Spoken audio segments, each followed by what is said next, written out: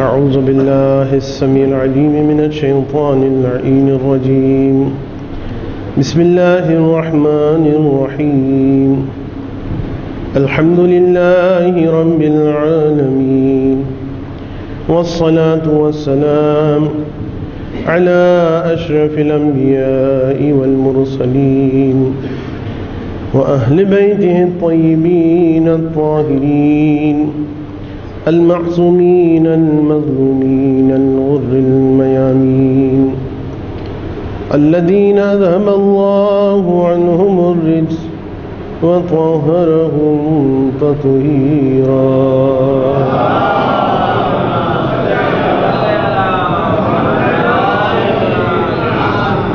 اللهم لعن العصابة التي جاهدت الحسين وشايعت وبايعت وتابعت على قتله. اللهم لعنهم جميعا مئة مرة. اللهم كن لوليك الحجة بن الحسن صلواتك عليه وعلى آبائه في هذه الساعة وفي كل ساعة وليا وحافظا وقاعدا وناصرا ودليلا وعينا حتى تسكنه أرضك طوعا وتمتعه فيها طويلا.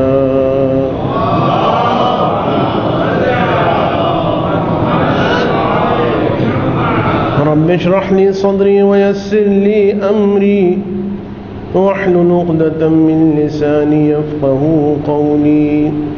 آمين يا رب العالمين. أما بعد، فقد قال الله الحكيم. بسم الله الرحمن الرحيم.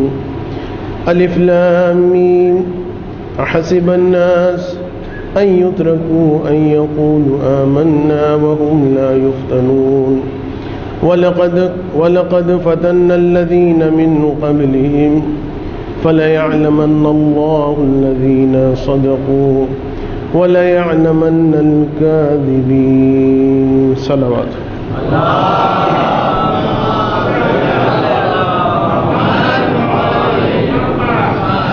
سورہ مبارکہ عنکبوت کی ابتدائی آیتوں کو سرنامہ کلام بناتے ہوئے زمانہ آخر اور ایمان کے تقاضے کے اعتبار سے گفتگو ہو رہی تھی، اور ابتدائی جو مجالس تھیں وہ اس عنوان کے ابتدائی پورشن کو سمجھانے کے لیے تھیں کہ یہ زمانہ بہت زیادہ پاسبل ہے کہ وہی زمانہ ہو کہ جو آخری زمانہ کہلاتا ہے. اور اب جو تقاریر ہیں انشاءاللہ وہ اس بارے میں ہیں کہ ایمان کے جس کی ڈیفینیشن آپ نے سنی، تو اس ایمان کے تقاضے کیا ہیں، اور خاص طور پر آخری زمانہ کے جس میں ایمان کے سلب ہونے کی جانب روایات میں کثرت سے متوجہ کروایا گیا ہے، تو آخری زمانے میں ہم کس طریقے سے اس ذمہ داری کو پورا کریں. لیکن آج خاص طور پر ابتدا میں ایک بات جو عرض کرنا ہے وہ یہ کہ ایمان کا مطلب صرف یہ نہیں ہے کہ انسان جو بات ہے اس پر بہت سختی سے کاربند ہو، اس کا عقیدہ بہت پکا نہیں. پہلے یہ دیکھنا پڑے گا کہ جس چیز پر عقیدہ ہے وہ صحیح ہے یا نہیں. اس لیے کہ اگر کفر پر اعتقاد ہے تو اسے نہیں کہا جائے گا کہ بڑا با ایمان. مثلا عمرو بن عبدود کہ جس وقت خندق کو پھیلان کر آیا تو اس کا جملہ یہ تھا کہ میرا کفر تو یہاں پر لے آیا، تمہارا ایمان کیا میرے مقابلے پر آنے کے لیے اکسا رہا ہے، یا کس کس کو جنت میں جانا ہے میں اس کو جنت میں پہنچا دیتا ہوں. تو خود عمرو بن عبدود کا یہ کہنا کہ میرا کفر بہرحال بہت پکا ہے اپنے اعتقاد پر، کہ خندق کو پھیلان کے دشمنوں کے درمیان چلا گیا، لیکن کیا اس کا یہ پکا یقین اس کو مومن کہے گا؟ اس کو مومن نہیں کہے گا. اسی طریقے سے ہر آدمی اگر اپنی جان کو کسی بھی مقصد میں فدا کر دے، قربان کر دے، تو کیا اسے شہید کہا جائے گا؟ اسے شہید نہیں کہا جائے گا، بلکہ یہ دیکھا جائے گا کہ کیا وہ کسی اسلامک پیرامیٹر پر پورا اتر رہا ہے بھی یا نہیں۔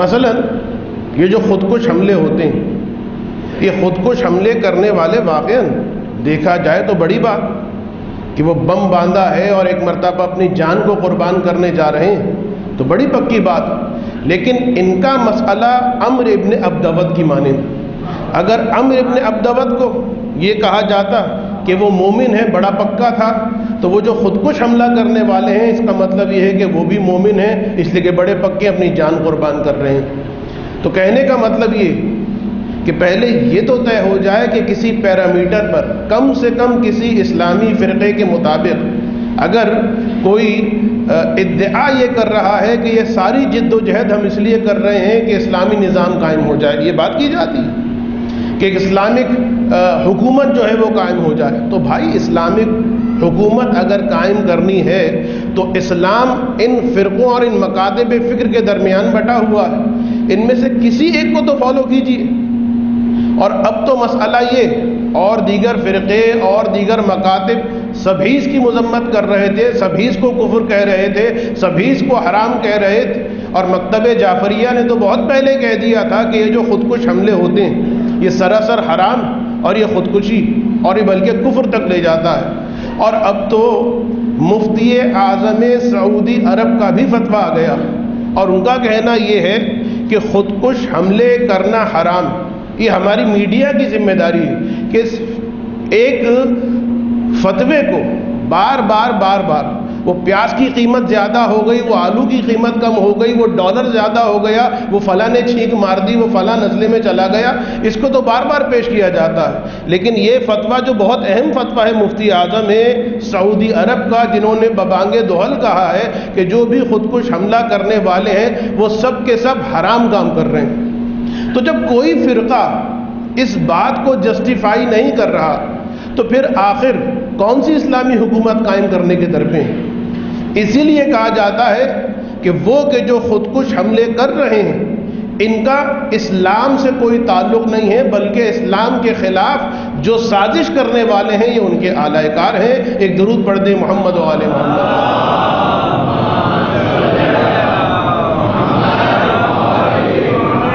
تو ہر آدمی جو پکا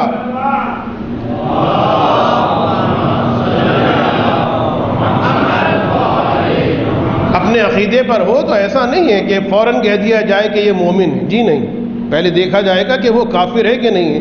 جب سارے مکاتب فکر ان کو کافر کہہ رہے ہیں تو ہمیں کہنے کی کیا ضرورت ہے؟ تو ہر خودکش بمبار جو ہے وہ یہ نہ سمجھے کہ وہ جنت میں جا رہا ہے، تمام مکاتب فکر کے اعتبار سے، چاہے وہ عورت ہو، چاہے وہ مرد ہو، چاہے وہ بچہ ہو، وہ سب کے سب جہنم واصل ہو رہے ہیں۔ ایک درود پڑھ دیں محمد و آل محمد۔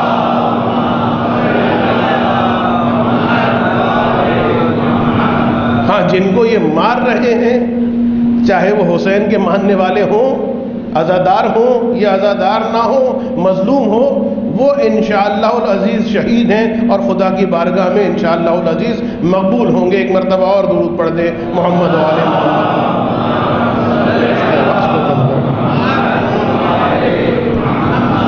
تو آج جو بات مجھے کرنا ہے یہ تو ابتدائی ایک بات جو حالیہ واقعہ ہوا اس کے اعتبار سے کہ جس کی شدید طور پر ہمیشہ سے مذمت کرتے آئے ہیں اور کرتے رہیں گے، اور بس آخری بات یہ کہہ دوں کہ سب سے پہلے ہماری مجالس میں خودکش حملہ ہوا اور اس موقع پر حکومت کو بار بار منتبہ کیا گیا کہ اس کو کنٹرول کیجیے، لیکن کنٹرول نہیں کیا گیا تو اب یہ عمومی ہوتے جا رہے ہیں۔ اب یہ ہائپر مال پہ بھی ہو رہے ہیں، اب یہ مسجدوں میں بھی ہو رہے ہیں، اب یہ امام بارگاہوں میں بھی ہو رہے ہیں۔ تو خیر بہرحال جو میری بات تھی اور جو میرا موضوع تھا، البتہ یہ اتنی اجنبی بات نہیں تھی، یہ بھی میرے موضوع سے ریلیٹڈ بات تھی، اور وہ یہ کہ ایک انسان کے جو آخرت پر اعتقاد رکھتا، اسے پتہ ہے کہ آفٹر ڈیتھ کچھ ہونے والا، مجھے حساب دینا ہے، قبر ہے، قیامت ہے، جنت ہے، جہنم، ایک آدمی جو اس چیز پر اعتقاد رکھتا، اس کا جو ویو ہوگا، یہ جو دنیا کو دیکھے گا، اس کا انداز بالکل الگ ہوگا. یہ جو رشتوں کو دیکھے گا، یہ جو جاب کو جو دیکھے گا، یہ جو پیسے کو دیکھے گا، یہ جو سیاست کو دیکھے گا، یہ جو معاشرت کو دیکھے گا، تو اس آدمی کا ویو بالکل الگ ہوگا. اور وہ آدمی کہ جو نہ آخرت پر بھروسہ اعتقاد رکھتا ہے، نہ قیامت پر اعتقاد رکھتا ہے، نہ سوال و جواب، نہ جنت اور جہنم کے بس اس دنیا میں آنا ہے اور اس کے بعد ختم ہو جانا ہے، تو اس کا جو ویو ہوگا وہ بالکل مختلف ہوگا. تو جو عقیدہ ہوتا ہے، اس عقیدے کے اعتبار سے انسان کی زندگی میں عکس العمل پایا جاتا ہے. میں جلدی چاہ رہا ہوں کہ گفتگو کو تمام کروں، لیکن بہرحال میں کیا کروں کہ میری گفتگو بہت جلدی تمام ہو نہیں سکتی. خیر میں کوشش پوری کروں گا. مثلا اب وہی لوگ کہ جو عقیدہ آخرت رکھتے ہیں، جو خدا پر ایمان رکھتے ہیں، جو قیامت، جنت، جہنم سب پر اعتقاد رکھتے ہیں، ایمان رکھتے ہیں، اس کی بھی دو قسمیں ہیں. ایک قسم تو وہ ہے، شاید میں آج اسی بات کو مکمل کر پاؤں، ایک قسم تو وہ ہے کہ جو ان کا عقیدہ اس آدمی کی مانند ہے کہ جس کا ہاضمہ خراب ہو اور غذا اس کے پیٹ میں پڑی ہو. تو یہ کہا جائے گا کہ صاحب اس کا پیٹ بھرا ہوا ہے، اتنا فائدہ ہوگا کہ اسے بھوک کا احساس نہیں ہوگا. اور ایک ایمان رکھنے والا آدمی وہ ہے، اس آدمی کی مانند ہے کہ جس کا نظام ہاضمہ صحیح کام کر رہا ہے اور اس کی غذا جو ہے وہ صحیح معنوں میں ہضم ہو رہی ہے، یعنی جذب ہو کے خون کا حصہ بن رہی ہے، بدن کا حصہ بن رہی ہے، اعضاء کو قوت دے رہی ہے. یعنی اگر غذا ہضم نہیں ہو رہی، جذب نہیں ہو رہی، تو وہ اعضاء کو قوت نہیں دے گی. خون میں ڈیزالو نہیں ہو رہی ہے تو وہ اعضاء کو قوت نہیں دے گی، آدمی کمزور رہے گا. ہاں یہ ضرور کہا جائے گا کہ یہ بھوکا نہیں ہے، اس کا پیٹ بھرا ہوا ہے. لیکن وہ آدمی کہ جس کی غذا ڈیزالو ہو جائے، ہضم ہو جائے، تو اب یہ ڈیزالو ہونے کے بعد انسان کے اعضاء کو قوت دے گی، توانائی دے گی. بالکل اسی طریقے سے بعض لوگوں کا، مومنین کی بات ہو رہی ہے، بعض لوگوں کا عقیدہ اس غذا کی طرح پیٹ میں پڑا رہتا، یعنی وہ اتنا تو ہے، اتنا تو فائدہ ہوگا کہ یہ کہلایا جائے گا کہ یہ شخص مومن ہے، یعنی پیٹ بھرا ہوا ہے، اس کو بھوک نہیں لگے گی، صرف اتنا فائدہ. لیکن چونکہ وہ عقیدہ نفس کے اندر ڈیزالو نہیں ہو رہا، روح کے اندر ڈیزالو نہیں ہو رہا، فکر کے اندر ڈیزالو نہیں ہو رہا، تو اس عقیدے اور اس ایمان کا فائدہ پریکٹیکل لائف میں نہیں ملے گا. اور اس کے برخلاف وہ آدمی جس کا ایمان ڈیزالو ہو اس طریقے سے، خدا پر اعتقاد ہے، آخرت پر اعتقاد ہے، خدا کی صفات پر اعتقاد، تو ڈیزالو ہو کے اس کی فکر کو توانائی دے گا اور پریکٹیکل لائف میں اس کا اثر آئے گا. مثلا خدا پر اعتقاد رکھنا کہ خدا ہے، اللہ ہے، اور جب اللہ پر اعتقاد ہے تو اللہ کی تمام صفات کے ساتھ اعتقاد ہے. یعنی وہ اللہ جو ہے وہ عادل ہے، وہ اللہ جو ہے سب کو ان کی ظرفیت کے مطابق بغیر کسی ظلم کے رزق تقسیم کرنے والا. خدا جو لوگوں کو رزق تقسیم کرتا ہے پوری عدالت کے ساتھ تقسیم کرتا ہے. یہ عقیدہ ہے خدا کی عدالت کے اعتبار سے کہ خدا ہر ایک کو رزق جو دے رہا، کسی کو کم دیا ہے، کسی کو زیادہ دیا ہے، کسی کو فلاں منصب دیا ہے، کسی کو فلاں منصب دیا. تقسیم کرنے والا جب پروردگار ہے تو یہ عدالت کے ساتھ ہوگا. اگر اس بات پر عقیدہ ہو پکا تو پھر کبھی کسی کی دولت کو دیکھ کر، کسی کی نعمت کو دیکھ کر حسد نہیں ہوگا. دیکھیے یہ عقیدہ کہاں عکس العمل دکھا رہا ہے. جب حسد ہوتا ہے اس کا مطلب ہی یہ ہے کہ خدا کی تقسیم پر وہ راضی نہیں ہے، یعنی خدا کی صفت پر اس کا اعتقاد اسٹرانگ نہیں ہے. اسٹرانگ ہوتا تو کبھی بھی اعتراض نہیں کرتا. یا مثلا خداوند عالم، ایک اور اس کا نام ہے جبار. جبار کا مطلب کیا ہے؟ یعنی جس سے نکلا ہے جبران. آپ کہتے ہیں نا جبران کرنا نقصان کا، یعنی خدا اگر کسی کا نقصان ہو جائے تو اس نقصان کو اگر اس کی اپنی غلطی نہ ہو، کوئی ڈیزاسٹر آ گیا، کسی نے آ کے قتل کر دیا، کسی نے آ کے نقصان پہنچا دیا، اپنی غلطی نہ ہو، یعنی اس نے کوئی ایسی حرکت نہ کی ہو کہ جس کا عکس العمل اس کی زندگی میں آیا ہو، کوئی گناہ ایسا نہ کیا ہو، کسی کا مال ہڑپ کر لیا، آج اس کا مال ہڑپ ہو گیا، کسی کا کام خراب کیا، آج اپنے لیے گڑھا کھود گیا. ایسا کچھ نہیں ہے، واقعاً مظلوم ہے، جبار. تو خدا اس کے نقصان کا ازالہ کرے گا. اگر اس پر اعتقاد ہے تو جب نقصان ہو، پریشانی ہو، مصیبتیں ہوں، تو جو مومن ہوتا ہے وہ مطمئن رہتا ہے اور وہ کہتا ہے کہ اس میرے نقصان کو صرف میں نہیں دیکھ رہا، میرا اللہ بھی دیکھ رہا ہے، اور جب میرا اللہ دیکھ رہا ہے تو وہ جابر ہے، جبار ہے، لہذا کبھی مصیبت سے پریشان نہیں ہوگا. تو پہلی صورت کہ انسان تقسیم پروردگار پر راضی. ایک روایت حضرت امام جعفر صادق علیہ الصلوۃ والسلام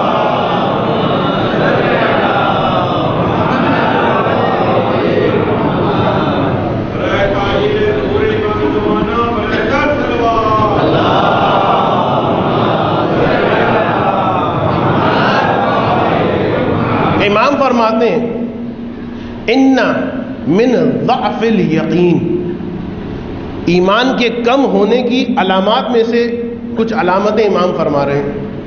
ان من ضعف الیقین، یقین کے کمزور ہونے کی نشانیوں میں سے ایک نشانی ہے، پہلی نشانی ان ترضى الناس بسخط اللہ، کہ تم لوگوں کو راضی کرتے ہو اللہ کی ناراضگی کی قیمت پر.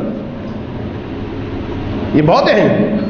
یعنی انسان ایک طرف یہ دیکھ رہا ہے کہ وہ میرے رشتہ دار، وہ میری کمیونٹی والے، وہ میرے دوست، وہ میرے فرینڈ، وہ خوش ہیں، وہ راضی ہیں، وہ میرا باس راضی، لیکن اللہ کے حکم کی مخالفت ہو رہی ہے. اگر ایمان تمہارا کمزور ہوگا تو تم کیا کرو گے؟ یہ جو با ہے نا، با عربی اعتبار سے بائے مبادلہ کہا جاتا ہے، مال بے مال، یعنی چیزوں کا خریدنا اور فروخت کرنا، یہ بائے مبادلہ کہلاتا ہے. ان ترضى الناس، تمہارا راضی کرنا لوگوں کو، بے سخط اللہ، اس بات کو سمجھیے، اللہ کی ناراضگی کی قیمت پر. تو تمہاری اگر زندگی کا اسٹائل یہ ہے کہ تم خدا کے حکم کو ہٹا دیتے ہو، دیکھتے ہو کہ لوگ راضی ہیں یا نہیں، اس کا مطلب ہے تمہارا ایمان اللہ پر کم ہے، کمزور ہے. یہ نہیں کہا جا رہا کہ نہیں ہے مگر کمزور. وَأَن تَحْمِدَهُمْ عَلَى رِزْقِ اللَّهِ، اور ایمان اور یقین کے ضعیف ہونے کی دوسری علامت یہ وَأَن تَحْمِدَهُمْ عَلَى رِزْقِ اللَّهِ، کہ تمہارا ان کی تعریف کرنا اس چیز پر کہ جو خدا نے تمہیں دی ہے. مثال، جا رہے ہیں آپ پلین میں، جہاز پہ جا رہے ہیں، گڑبڑ شروع ہو گئی، وہ ایئر پاکٹ آ گئے اور بہت زور سے جہاز جو ہے جھنجھنا رہا ہے. کیا حالت ہوتی؟ کوئی لا الہ الا اللہ پڑھ رہا ہے، کوئی نعت علی پڑھ رہا ہے، کوئی درود پڑھ رہا ہے، کوئی گناہوں کی معافی مانگ رہا ہے، سب یہ سلسلہ چلا. اور اس کے بعد خدا کو واقعاً بہت زیادہ، جیسے کوئی ولی خدا یاد کرتا ہے اس طرح خدا کو یاد کر رہا ہے. جہاز پائلٹ نے کنٹرول کر لیا، اور اس کے بعد اب جہاز لینڈ ہوا. وہی مسافر جو آسمان میں خدا کو یاد کر رہے تھے، ایک مرتبہ جب زمین پہ اترے، کیا الفاظ چینج ہوئے؟ بھائی پائلٹ بڑا ایکسپرٹ تھا، اگر وہ نہ ہوتا تو آج، اب اللہ درمیان میں سے نکل گیا، خدا درمیان میں سے نکل گیا. یہ پائلٹ بڑا ایکسپرٹ تھا. کیا کہنا ہے اس پائلٹ کا؟ ہاں شاید لگتا ہے کہیں باہر سے بڑھ کے آیا، ورنہ آج تو ہم چلے جاتے، آج تو ہماری نماز جنازہ ہو جاتی. ان تحمدہم علی رزق اللہ، اللہ دے رہا ہے تو ہم پروردگار کی کرو. ہاں ایسا نہیں ہے کہ اس کا مطلب یہ لے لے کہ اگر کوئی آپ پر احسان کرتا ہے، اچھا عمل کرتا ہے تو یہ ادب ہے کہ اس کا شکریہ ادا کرے، لیکن شکریہ استقلالی نہ ہو کہ صرف اسی کو نگاہ میں رکھیں. شکریہ اس نیت کے ساتھ ہو، آپ کا بہت بہت شکریہ کہ خدا نے آپ کو وسیلہ بنایا.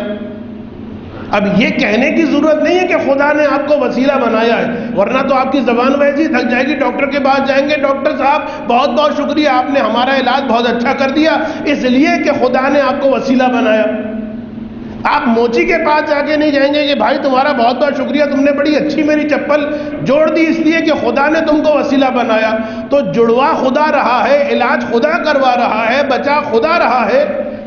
ہم ہر ایک کو نہیں کہتے، ذہن میں ہے کہ تم وسیلہ بنے، وَإِلَّا اگر ہم صرف یہ کہیں کہ خدا نے کچھ نہیں کیا، سارا تم نے کیا، تو یہ شرک خفی ہو سکتا ہے، بلکہ شرک جلی ہو سکتا ہے۔ تو جب اتنے سارے معاملات میں یہ بات سمجھ میں آ جاتی ہے، اب اگر کوئی علم کے پاس جا کر دعا مانگتا ہے مولا میری مشکل کو حل کر دیجئے، تو یہاں کہنا ضروری نہیں ہے خدا نے آپ کو وسیلہ بنایا ہے، خدا نے آپ کو وسیلہ بنایا ہے یا عباس، لہٰذا میں نہیں، جس طرح ڈاکٹر کو کہتے ہیں، جس طرح موچی کو کہتے ہیں، جس طرح اور مقامات پہ کہتے ہیں، یہاں پر بھی ڈائریکٹ اگر اہل بیت کو کہیں، مگر ذہن میں یہ ہو کہ اہل بیت آپ کی عظمت پروردگار کی بارگاہ میں اتنی ہے کہ اگر آپ دعا کریں تو خدا آپ کی دعا کو رد نہیں کرتا، وسیلہ آپ ہیں، کرنے والا پروردگار ہے۔ ایک درود پڑھ دیں محمد و آل محمد۔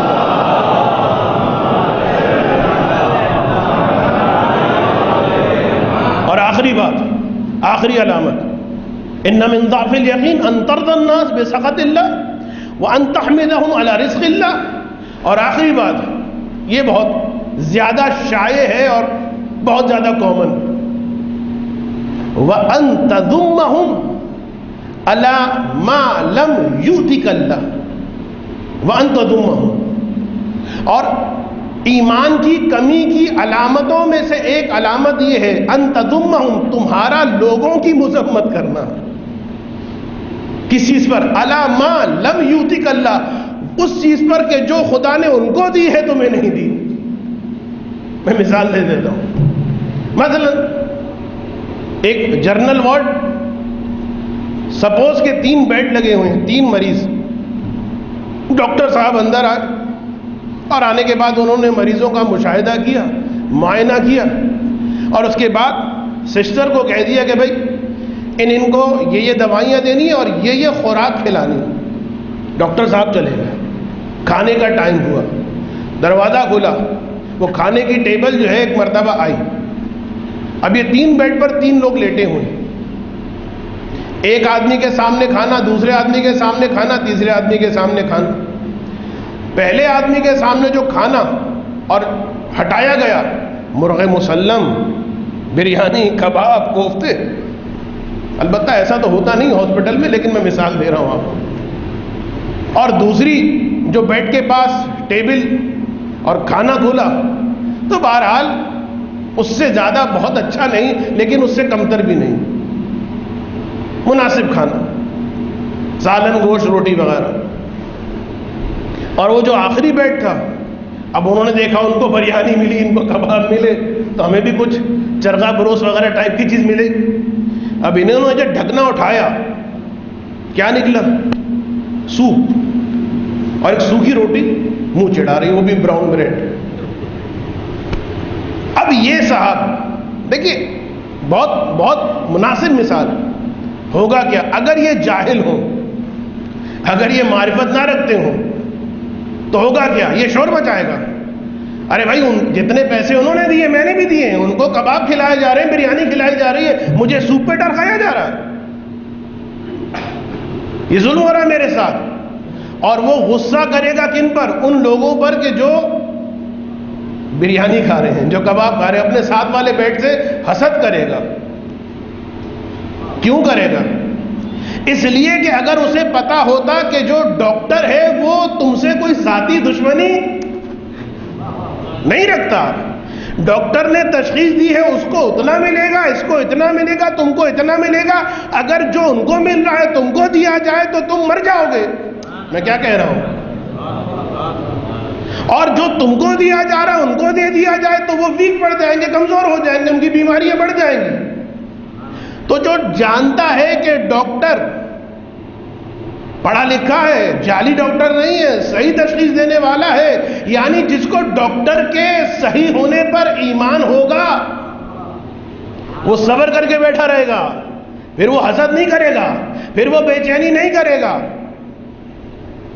اسی طریقے سے ہر ڈاکٹر سے زیادہ علیم ہے پروردگار، ہر ڈاکٹر سے زیادہ شفیق اور کریم ہے پروردگار، اور خدا کو معلوم ہے کہ کس کو کتنا دینا ہے۔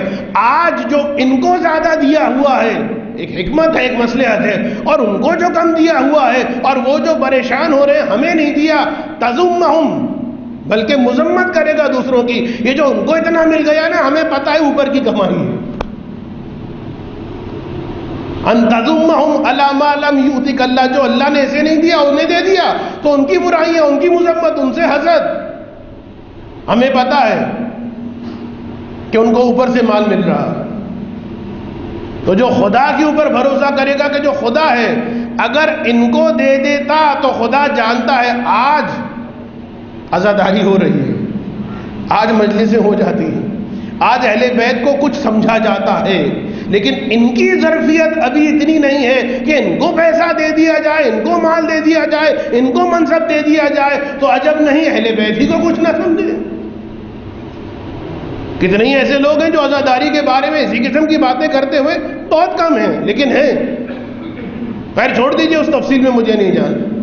تو کہنے کا مطلب یہ ہے کہ آج کی اس گفتگو میں جو مختصر کرنے کی کوشش کی گئی لیکن مختصر ہو نہیں سکی، یہ سمجھانے کی کوشش کہ خدا پر اگر اعتقاد ہے تو عکس العمل زندگی میں کچھ اور ہوگا، پھر ڈپریشن ہوں گے، پھر پریشانیاں ہوں گی، پھر انسان کی خودکشی ہوگی، سوسائڈ ہوگی۔ اور اگر اعتقاد اس انداز کا ہے، بڑی بڑی مصیبتیں، انسان پریشان نہیں ہوگا۔ پیسہ نہیں ہے بھائی کے پاس زیادہ ہے، اس کے پاس نہیں ہے، نہیں بھائی کا رشتہ تو اتنا ہمزلف کے پاس زیادہ ہے، یہاں پر حسد زیادہ ہوتا ہے۔ کیا کہتے ہیں آپ لوگ؟ ساڑو کہتے ہیں غالباً، آپ سمجھ میں آ گیا ہوگا کہ ساڑو کے بعد اگر زیادہ ہے تو یہاں پر جلدی حسد آ جاتا ہے۔ تو جہاں پر ایمان ہو، جہاں پر اعتقاد ہو، وہاں پر اگر انسان پریشان ہو تو پھر ایک کام کرتا ہے اور وہ ہے خدا سے دعا۔ آج کی مجلس ایک مرحومہ کے ایصال ثواب کے سوئم کی مجلس، اور مجھ سے کہا تھا کہ ماں کے بارے میں کچھ کہا جائے، تو میرا ارادہ یہ بنا کہ ماں کی شخصیت کو اگر ذہن میں لے کر آتے ہیں تو سب سے پہلا تصور جو آتا ہے ماں کے عنوان سے وہ شہزادی کونین کا آتا ہے۔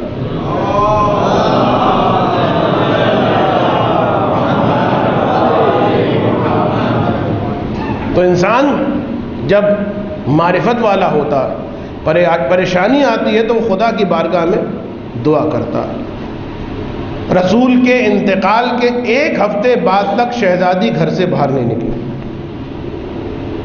حتیٰ قبر کی زیارت نہیں کی، ایک ہفتہ ہو گیا۔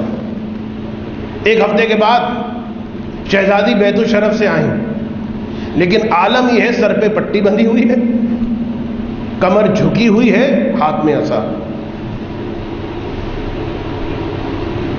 سر پہ پٹی دربار کی وجہ سے بندھی، کمر محسن کی شہادت نے جھکا دی، اور ایک مرتبہ قبر بابا پر پہلی مرتبہ زیارت کرنے کے لیے آئی ہیں نا، پہلی مرتبہ۔ تو جو رسول کی زیارت پہلی مرتبہ کرتا ہے قبر مبارک کی تو اس کی دعا قبول ہوتی ہے، اور فاطمہ نے کیا دعا مانگی؟ دونوں ہاتھوں کو بلند کیا، اللہم عجل وفاتی، خدا بندہ فاطمہ کو جلدی اس دنیا سے اٹھا لے۔ 40 دن تک مسلسل شہزادی کونین بیمار رہی، اور اس کے بعد ایک وقت وہ آیا کہ شہزادی نے ام ایمن سے کہا، آج شہزادی نے غسل کیا، صاف لباس پہنا، لباس پر خوشبو لگائی، گھر کے سارے کام کیے، حسنین کے لیے غذا تیار کی، اور اس کے بعد محراب عبادت میں جا کے بیٹھ گئی، ذکر پروردگار میں مشغول۔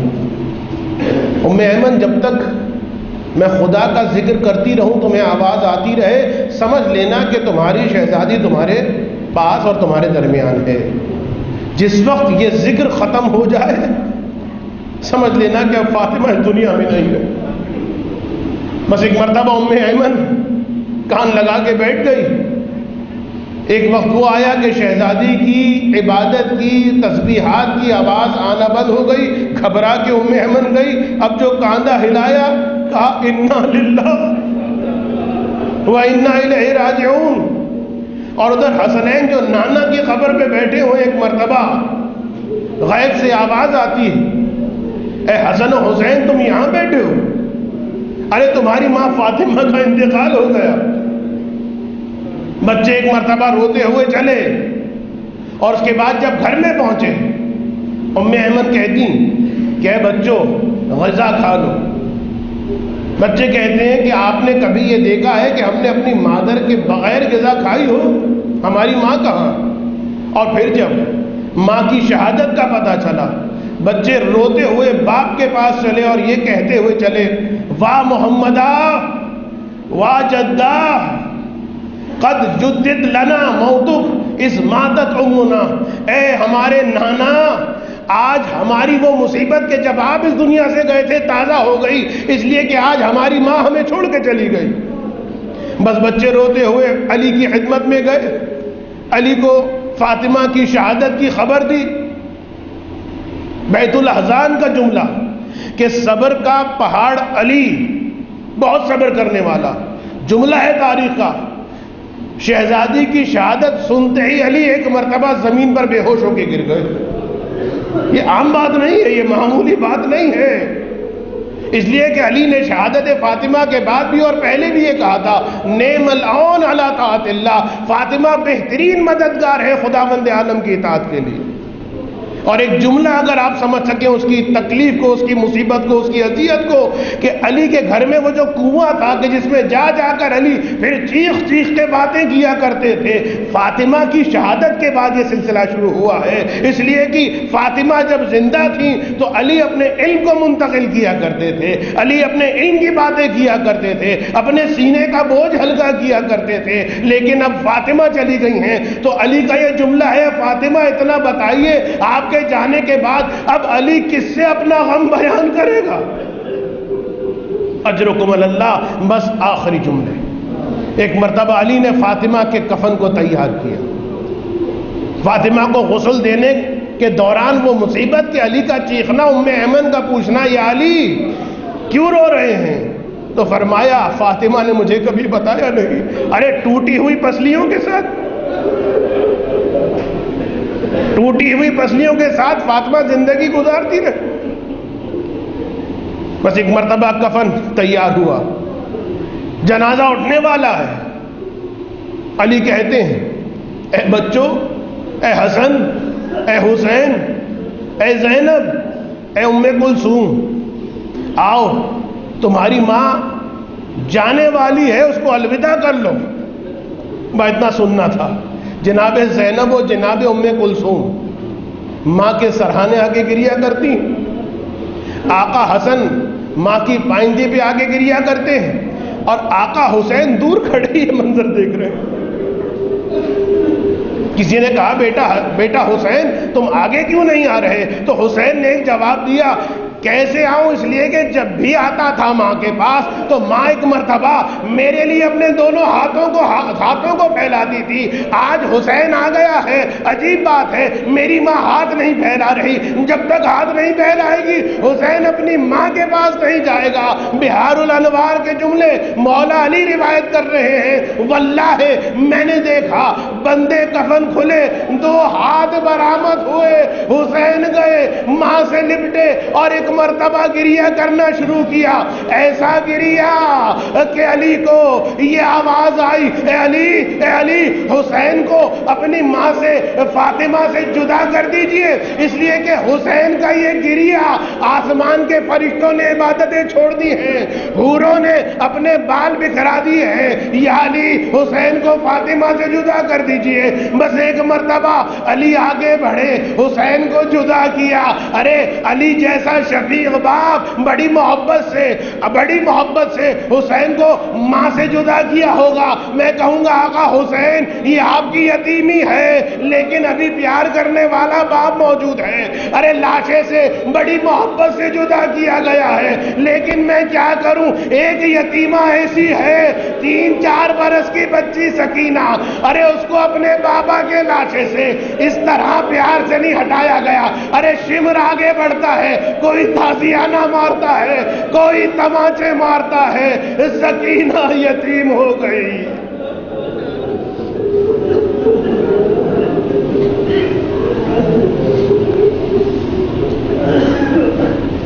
الا ولعنت اللہ علی قوم الظالمین وسيعلم الذين ظلموا أي منقلب ينقلبون۔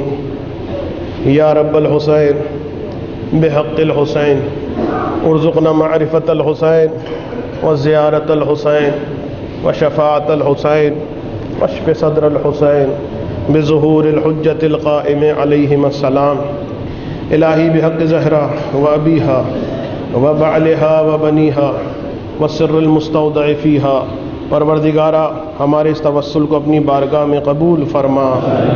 خداوندہ تجھے فاطمہ کا واسطہ، اولاد فاطمہ کا واسطہ، ذریت فاطمہ کا واسطہ، خداوندہ جو مومنین یہاں پر موجود ہیں، پروردگار الخصوص ان کے جان مال ناموس کی حفاظت فرما۔ خداوندہ ظالموں اور دشمنوں کے شر سے اور سازشوں سے انہیں محفوظ فرما۔ خداوندہ دنیا میں جہاں جہاں مومن آباد ہیں ان کی جان مال ناموس کی حفاظت فرما۔ خداوندہ پاکستان کی حفاظت فرما۔ خداوندہ پاکستان کو استحکام عطا فرما۔ خداوندہ پاکستان کے خلاف جو سازشوں میں مصروف ہیں ان کو نابود فرما۔ خداوندہ عزاداروں عزاداریوں کی حفاظت فرما۔ خداوندہ عزاداروں عزاداریوں کے خلاف جو سازشوں میں مصروف ہیں ان کو نابود فرما۔ خداوندہ امام زمانہ کے ظہور میں تعجیل فرما۔ ربنا لا تزغ قلوبنا بعد اذ هديتنا وهب لنا من لدنك رحمة انك انت الوهاب وصلی اللہم علی محمد وآلہ الاطہار۔ آپ تمام مومنین سے گزارش ہے کہ ایک مرتبہ سورہ فاتحہ، 3 مرتبہ سورہ اخلاص، جملہ مومنین و مومنات اپنے مرحومین کے لیے، میرے مرحومین کے لیے، شہدائے ملت جعفریہ، حالیہ واقعات میں جو علماء کرام شہید ہوئے، جو ذاکرین شہید ہوئے، اور خصوصاً جس مرحومہ کے لیے آج سوئم رکھا گیا ان کو شامل فرما لیجیے گا۔ مرحومہ فاطمہ حاجی بنت قسام علی وسرام زوجہ حبیب ابراہیم حاجی، اور اس کے ساتھ ساتھ بندہ خدا کے تمام مرحومین، مرحوم رمضان علی ولی محمد، مرحوم رجب علی حسن علی، مرحومہ زہرا بانو ولی محمد، مرحوم ولی محمد رام جی، مرحوم محبوب علی رجب علی تلاج والا اور راجانی خاندان کے تمام مرحومین، مرحوم قسام علی وسرام، مرحومہ جینا بائی۔ بسم اللہ الرحمن الرحیم، الحمد للہ رب العالمین الرحمن الرحیم مالک یوم الدین ایاک نعبد و ایاک نستعین اهدنا الصراط المستقیم صراط الذین غیر المغضوب علیہم ولا الضالین۔ بسم اللہ الرحمن الرحیم قل هو اللہ احد اللہ الصمد لم یلد ولم یولد ولم یکن له کفوا احد۔ بسم اللہ الرحمن الرحیم قل هو اللہ احد اللہ الصمد۔ بسم اللہ الرحمن الرحیم قل هو اللہ احد اللہ الصمد لم یلد ولم یولد۔ ماتم حسین۔